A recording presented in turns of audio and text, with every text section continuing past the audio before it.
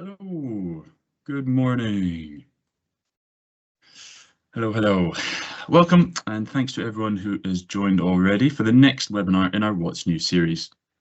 Now, I hope you managed to enjoy a bit of time off with the family and friends over the bank holiday weekend. But for now, I'd like to address the weird camera angle, perhaps the mic quality. I'm traveling at the moment, so I'm coming to you live from a hotel room in London. So hopefully there won't be too much of a difference and the Wi-Fi stays strong. I'm also flying solo, so if there's any issues, I will try and get us back online as fast as I can. And also, when it comes to questions for this one, because I'm working off of a more limited workspace, I'll probably just do all the questions at the end. So if you have any questions as we go through, please feel free to write them still, but make sure to leave a bit of context as well so that I know what we're going to be actually talking about. So, as always, in today's webinar, we'll cover some of the newest features in Microsoft 365 that you can implement in your business, as well as covering some brand new features that are coming up in the next few months. And again, don't feel like you need to make notes or take it all in straight away, as we'll be sending out a recording of the webinar and a follow-up fact sheet later today. Well, actually, chances are I'll be traveling, so we'll aim to get it to you by tomorrow. So, what's on the agenda for today? First up, new tools are being rolled out to Designer in Copilot. Microsoft Teams will soon detect external meeting assistant bots and allow you to take some actions regarding them as well. AI-generated video recaps are coming to Teams. In PowerPoint, you will be able to choose which AI model Copilot processes your prompt with. And Copilot Chat is coming to Microsoft Forms. And then lastly, of course, what's next? As always, it's good to see so many people coming back and joining us again, and welcome to all of the new faces as well. I'll just start with a quick introduction to Bedroq. My name is Craig Mundy, and I'm the Digital Marketing Manager here at Bedroq. And you might recognize my voice from other videos on our website or YouTube channel, although, as I say, today I might sound a bit different with the lack of microphone. Now, Bedroq is an IT managed service provider, and we're now a Microsoft Solutions partner for security. And this means that most of the IT that we implement is based off the Microsoft stack. So things like Microsoft 365, Teams, Azure, etc. This also means that we meet all of the technical competencies, quality of service standards, and customer criteria that Microsoft demand in the IT security world. We're also experts in secure, resilient networks and managed IT solutions where high performance is critical. We work with organizations that have some of the high security requirements in the UK. And we've managed mission critical IT and operational technology for those regulated organizations. But aside from all that, the most important thing we want to achieve is to make sure that your IT strategy is supporting your business as a whole. And we do this with the help of our 8 strategic rocks. And you can see them in the slide here: data, skills, backup, strategy, investment, security, quality of service, and collaboration. Now, the collaboration rock is the focus of this webinar series, as most of the Microsoft 365 apps that we're talking about are collaboration tools. And we've come across many people who've heavily invested into their IT. They've got the best licenses and they're just not using them to their full potential or seeing their best return on investment either. So really, that's the aim of this webinar series, to keep you up to date with everything that's coming out and everything that you can start to implement that you've probably already got, and hopefully make a big difference to your business strategy. Now, Bedroq also offer cybersecurity support. And I'm sure we've all heard about cyber attacks in the news or read them in the papers, but recovery from something like this can be a lengthy and costly process. So it's increasingly important for any organization of any size to be prepared, because unfortunately, these are becoming more common, these sorts of attacks, that is. And as I say, Bedroq have a lot of experience working with organizations with high security requirements. We have cybersecurity specialists who use these events to bolster our own offerings, and we're Cyber Essentials accredited. And we're also a part of the National Cybersecurity Centre Industry 100, meaning that we've got lots of knowledge and guidance to share. So if cybersecurity is on your mind, please get in touch and we can discuss best practice, help with training, and walk you through that process. So get in touch, directly to me or through the webpage, the website, and I'll be able to set up a meeting with our cybersecurity experts. All right then. So first up, let's take a look at Designer for Copilot. Now, in case you don't know, Designer is where you can use Copilot AI to generate images, and it's recently moved from its own app to being a part of the Copilot Chat app. So within Copilot Chat, select Designer from the plus menu, and then you will get the option to choose different image settings and sizes, like you can see here in the screenshot.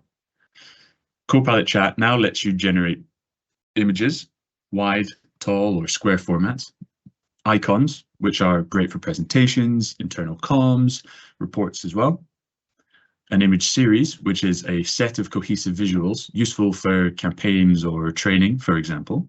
Infographics is another one, and this could be a big one, so I'll dive more into infographics just shortly. And then lastly, posters. Now, these tools will give you greater control over how the images are created. It's not just a generate an image and hope that it's going to be in the right format. It's making sure it's right for the output, and it's often where a lot of AI image tools can fall short. So this is one of those practically very useful improvements, I would say. So previously, if an AI generated image was close but not quite right, your only option really through Copilot was to reprompt it from scratch and hope that you get some better luck, basically. But designer tools now give you the guided visual controls to adjust and refine the output more iteratively. So you can enhance and crop and optimize without losing the context or starting over again. Everything will be saved in your image library automatically with download options available as well. And honestly, this is probably where you'll actually feel the difference. As I say, it's less generate and hope and more generate and refine. Now, I mentioned infographics, so I'll jump into those just now.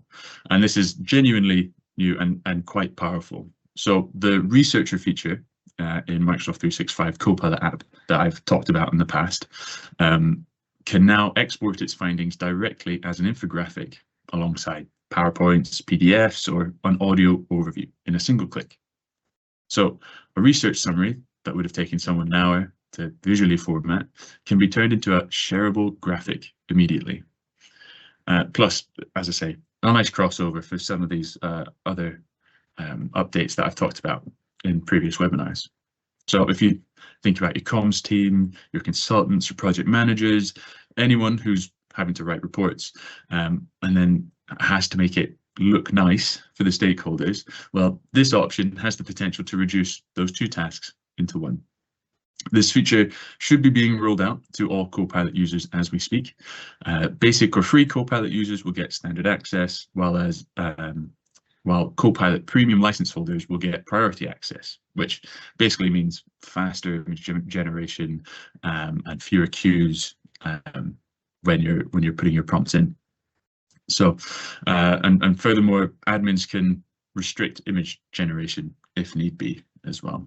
So important to talk to your admins when this is coming out. So if you want to see what it can actually do, the best thing is probably just to go and have a play with it.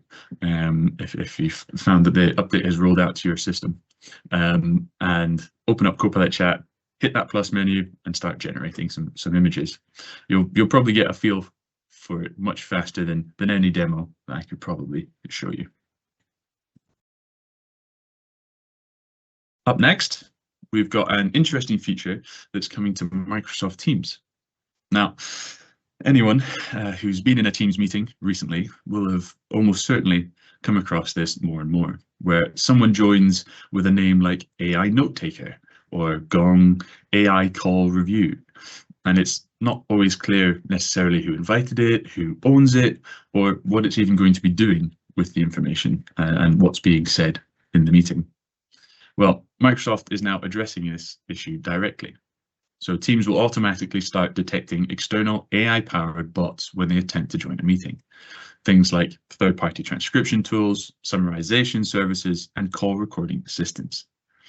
When one is detected, it gets flagged in the lobby before it even enters the room.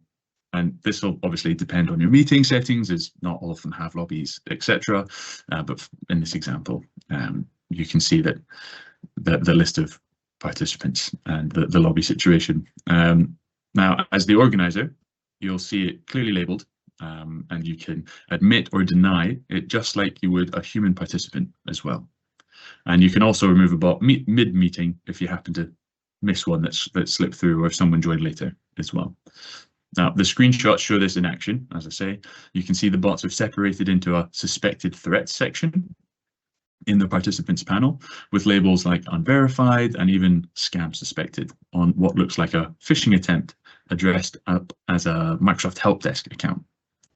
And now, as I say, it's not just a nice to have. There are real risks to these unverified bots joining meetings, as they can record everything said, transcribe sensitive discussions, and potentially send data outside of your organization. And until now, Teams gave you very little visibility into whether a joining participant was a person or an automated service. And you know, I'd like to think that customers and partners would all understand about not necessarily having to have everything recorded or written down, but at the very least, this will help you have more visibility and options to manage these as necessary given the context of your meeting. It's worth noting that in the early stages of this update, that detection accuracy will improve over time. So not every bot will be caught in every scenario initially. And as people develop different ones, I'm sure someone will find a way around it, but Microsoft will hopefully be staying on top of it. But again, having this framework in place is a really important first step into securing your sensitive details and information in these meetings. Now, this update is set to be available from mid-May through to mid-June, so keep an eye out for it. And it's definitely going to be worth checking with your organization's IT admin once it lands, just to make sure that the policy is set up in a way that works best for you and your organization. All right, so we are sticking with Teams, and this next feature is bringing video recaps to Microsoft Teams meetings. Now, we've all been there, excuse me, missed a meeting, but it was recorded. Hooray, save the day. However, the thought of having to sit through an hour-long, at least, recording to find, I don't know, barely 10 minutes that is actually important to you is frankly not very appealing. So Microsoft is aiming to fix that with these video recaps. And a video recap takes a recorded Teams meeting and turns it into a narrated highlight reel, essentially. Short clips of the key moments stitched together with an AI-generated voiceover summarizing what was discussed, decided, and actions as well. You'll be able to get up to speed in a fraction of the time without having to scrub through a full recording. To access this feature, there's going to be a new video recap tab on the meeting recap page, which you can see in the screenshot alongside the existing written summary and audio recap options that we already have. There's a meaningful difference between reading a text summary and actually seeing and hearing snippets from the meeting. Context, tone, nuance come through in a way that bullet points just simply don't capture. For anything beyond a routine catch-up, these sorts of factors do matter. If you think about a product roadmap discussion, client review, or a tricky conversation with a stakeholder, a narrated clip of the actual moment lands very differently to a transcribed line in a summary. So the one video recap will be generated per meeting, and it's the same one for everyone that would normally have access to it. So unfortunately, there's no personalized version based on your role or your interests, but I reckon this would be a really cool feature that Microsoft might even be working on in the background just now. And please note that for now, they've stated that it will only be in English language meetings that this will work as well. And it is also a Copilot license feature. Now, users without a Microsoft 365 Copilot license won't see the option at all. So it is worth checking who in your organization is covered with a license like that before you go and get everyone all excited about this update. But if you've got a Copilot license and you record your meetings, then this one is worth trying out next time. So just especially when you're needing to catch up on something that you missed. It should save you more time than you might expect. Again, this update is set for late April through to early May 2026, so should be available or at least rolling out for most tenants right now. Now, if you're a regular attendee of this webinar, you'll know how much I like my quality of life updates. And this is exactly one of those. Perhaps not a huge productivity improvement or a groundbreaking AI technology, but a simple way to customize and tidy up your Teams app just to suit your needs. This feature is this update I'll talk to you about. It's focused in that top panel above at the top of your chat list, where you find things like mentions, followed threads, and drafts. If you use Teams regularly, you'll know exactly what I mean, and maybe you've already got hands-on and noticed these changes as well. There are three main things that are different from what you might be used to. First, the section now has a proper label. It's called Quick Views. Second, the whole section is collapsible. So if you want it out of the way, you can choose to close it, like you can see in the video that's looping. And the header will show you in bold when there are unread items in it. So you're not actually going to miss anything when you have the menu collapsed. Also, quick shout out, by the way, to my previous host of this webinar, my boss, Jenny, making an appearance in that screen recording on the right. And thirdly, you can override the behavior per item. So each of mentions, follow threads, etc. will have an option on it to show with a setting of always or when unread. So if you always want mentions visible regardless, then you can pin it in that way. And as I said, it's a relatively small UI user interface change, but it reflects something more important, I think, about how people actually use Teams. That the chat list can get very, very cluttered quickly, and especially for people in lots of channels and groups and chats. Anything that helps reduce visual noise and surfaces to only what needs attention is actually a genuine productivity gain in my eyes, even if it doesn't sound or look too flashy. I always think of these updates like a cleaner desk, where you can still find everything, but you're not staring at it. That you're not staring at all these things that you don't need to put your attention to right now. And it's definitely going to be worth having a look next time you open up your Teams. As I say, if you've not already, if your quick view section looks a bit different or perhaps quieter than usual, then maybe this will be why. This update was rolled out between late March and mid-April, so should be showing for most of you, so you can go and play around and customize it to suit your needs. Moving on, we've got Copilot in PowerPoint. Now, this one is much more of a headline feature, and it speaks to a broader shift that's happening across the Microsoft 365 suite. For the first time, users with a paid Microsoft 365 Copilot license will be able to choose which AI model powers Copilot when working in PowerPoint. And one of those choices is Claude Opus 4.6, which is made by Anthropic. Now, Microsoft have formally onboarded Anthropic as a sub-processor for Microsoft Online Services. And in practical terms, it means that the Claude models are now going to be available as an option inside Microsoft 365 apps. And it's starting to, be rolled out across PowerPoint, Word, Excel, Copilot Chat, Researcher, and more. In case you haven't come across some of those names, by the way, Anthropic are the people that have made Claude, and think of them as one of the main rivals to OpenAI. So Claude is the equivalent of ChatGPT. And honestly, it's widely considered to be one of the best AI models out there right now. But jumping back to PowerPoint, you'll see a model selector drop-down in the top right-hand corner of your Copilot pane now.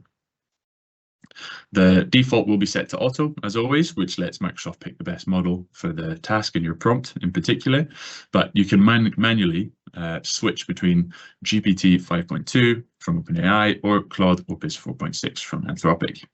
And it's important to note that these aren't cut down or lightweight versions of them. They're the same frontier models that power the standalone products as well. And up till now, Copilot in Microsoft 365 was a bit of a black box in terms of knowing which model was doing the work. And you used to just have to use what Microsoft gave you. However, giving users model choice is quite a meaningful shift, particularly for organizations that have views on which AI providers they prefer, or who find that different models produce noticeably different outputs for specific tasks. And as I say, you're not choosing between budget options. These are both top of the range models, and it's a bit down to personal preference, and as I say, down to the specific task in mind as well. The fact that Microsoft is surfacing both inside PowerPoint is a genuine step towards giving users real choice over how their AI works. Now, if you're using Copilot to draft slide content or speaker notes, it's worth trying out and just see which output you prefer, really. And I'll go out on a limb and guess that the fact that this update is being rolled out to PowerPoint first is perhaps an acknowledgement of the limitations of Copilot in PowerPoint recently, and perhaps overall Claude is going to be better suited to PowerPoint needs. But with that being said, it'll be worth experimenting with both when this update lands to find out which model has the most success for your PowerPoint needs. This one is set to roll at any time now, so definitely keep an eye out. I know I will be, and I'll be going and giving it a go from there. So if my slides suddenly change, you might know why. Now, last up, let's take a little look at Copilot Chat within Microsoft Forms. Most people who use Microsoft Forms are going to be familiar with the creation side, so building your surveys, quizzes, feedback forms, etc. But what's perhaps less or been less impressive until now is what happens after you collect the responses. You get a basic set of charts and a summary, but digging deeper has always required exporting it to Excel. But that's all changing now. Microsoft is bringing Copilot Chat directly into Forms. It'll be accessible via a new Copilot icon in the bottom right corner of the interface. And it gives you a conversational way to dive deeper into your response data without having to leave Forms at all. So the screenshot on the right actually shows this in action. In the example, you can see that Copilot has already surfaced key insights from our Family Day survey, 219 responses, 96% actually attended, 4.4 out of 5 average rating, the most loved activity, preferred timings for future events, etc., etc., etc. And all of that was surfaced automatically with the ability to then ask follow-up questions and go even deeper. And now, why might this be useful? Well, think about the typical journey after running a survey. You wait for responses, you export it to Excel, and you try and make sense of the data, maybe build a few charts yourself. You can write up a summary to share with whoever asked you to run it in the first place. And honestly, that's quite a lot of steps for what can often be a fairly routine task for people with in roles like that. Now with Copilot in Forms, you can ask plain language questions directly. Like, what did people most enjoy, or which site had the lowest satisfaction scores, or what could we do differently next time, and without touching a spreadsheet. Now, don't get me wrong, love a spreadsheet, but there's a time and a place, and sometimes they can make me go a bit cross-eyed. So I think this update is a really good example of AI genuinely removing some friction from a workflow that most people in a situation like that might find a bit tedious. And the data collection was always the easier part, I suppose. Well, that is if people take the time to fill out your forms, but that's by the by. But it's perhaps always been the analysis steps that have slowed people down in these situations. So Microsoft is also integrating something called Survey Agent into Forms as part of this. However, the exact distinction between Copilot Chat and Survey Agent in the interface just isn't entirely clear yet. But the net result is going to be a more intelligent Forms experience that will hopefully help you build better surveys and then actually make more sense of the results and get better outputs as well. So if, like me, you run any kind of feedback form or survey through Forms, then keep an eye out for the Copilot icon appearing in the bottom corner. It could save you a trip to Excel and, as I say, unlock some deeper insights as well. This feature was originally planned for a March release, but it's been pushed back and is now rolling out early to late May. So again, like a few of these ones today, either landing imminently or is just going to be rolled out. And that's us for today.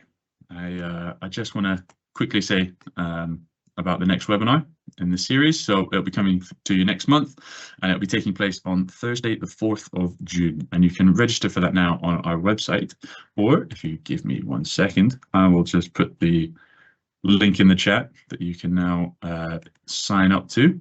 And of course, as always, we look forward to seeing you there. And if there's any questions, topics that you want me to cover or look into in the next webinar, then please get in touch and I'll of course be happy to have a look.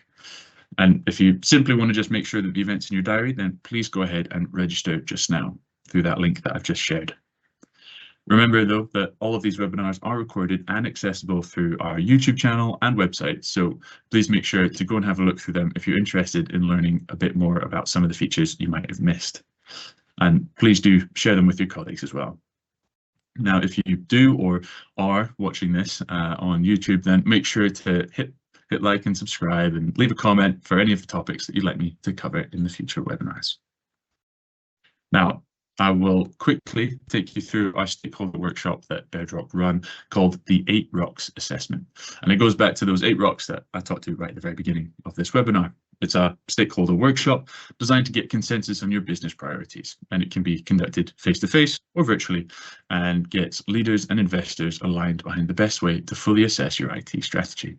And it's important there's no cost implications in this stage other than a mutual investment of time. So if you're an IT leader in your organization and you need a bit of backup to prove to the CFO that you need to make an investment into your IT, or perhaps you're just looking at ways that you can better use your existing IT investments, well, we're happy to look at all of these things. So please let us know if it's something that might interest you, and we'll be happy to set this up and introduce you to the team that'll walk you through this process. Right, now we've got a little bit of time, a couple of minutes left for Q&A. So if you have any questions, please pop them into the Q&A box just now, and I will just have a look and see if we've had any that have come through.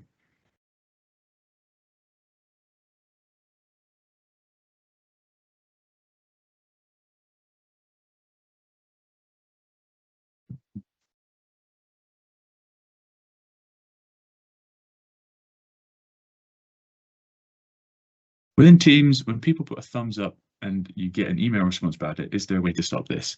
I'd like to assume that yes. I'd like to think that there would be a setting for that. Off the top of my head, I don't know exactly where it would be. I would just check your Outlook settings. I think that would be the best option.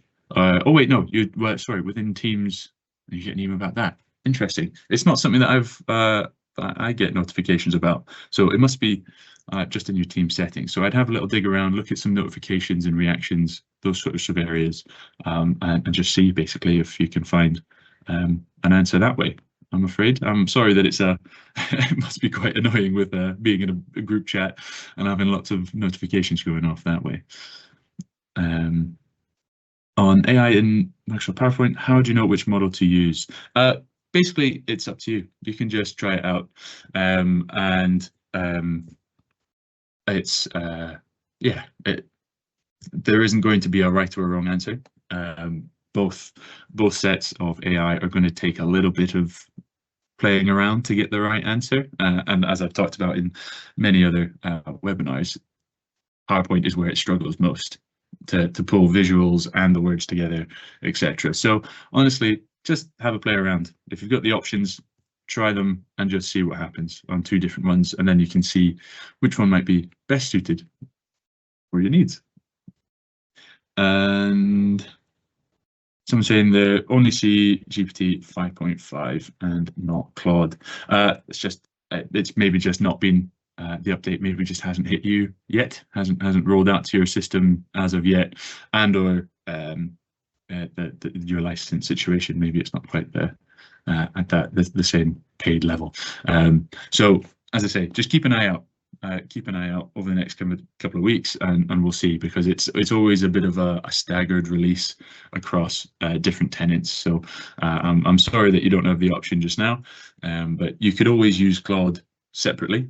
If you have access to that, you could always just try it individually. But obviously, the whole point of that update is that it's built into PowerPoint and you don't have to jump between multiple different screens for that setup.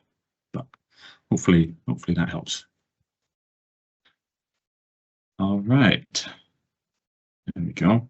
Right, so as I said and alluded to earlier today, I'm going to be traveling home right after this, so I probably won't get a chance to send out your fact sheet or the recording today, but I will aim to get it sorted and sent out to you all tomorrow.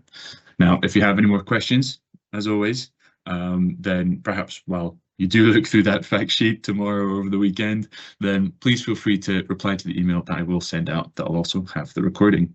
And as always, I'll be happy to have to help you with any queries about this content in this webinar or anything else as well. And I'll always look to cover your suggestions in the future as well. Just a quick reminder, if cybersecurity is on your mind, then and you want to just have a chat with someone, then by all means, please reach out and I'll put you in touch with our experts. So again, thank you very much for joining us today, everyone. I hope you have a great rest of your week, and I look forward to seeing you all again very soon. Now, goodbye.